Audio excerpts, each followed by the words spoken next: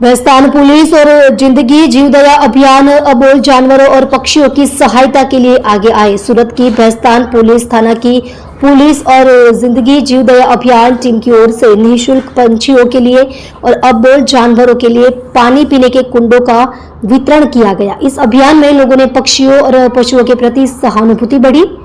इस भीषण गर्मी में पक्षियों को भोजन और पानी उपलब्ध कराने के उद्देश्य से भैंसतान पुलिस थाना की पुलिस और जिंदगी जीवदया अभियान सूरत द्वारा प्रतिदिन पक्षियों की प्यास बुझाने के लिए 300 से अधिक निःशुल्क पानी के कुंडों वितरित किए गए। भैंसतान पुलिस थाना में कुंडों का निःशुल्क वितरण किया गया। स्वच्छंद विचरण करने वाले पक्षियों की प्यास बुझाने के लिए जिंदगी जीवदया अभियान द्वारा की गई पहल का लगातार स्वागत हो रहा है। जिंदगी जीवदया अभियान टीम ने शहर में अधिक से अधिक परिवारों तक ये बर्तन वितरित करने का अभियान चलाया है।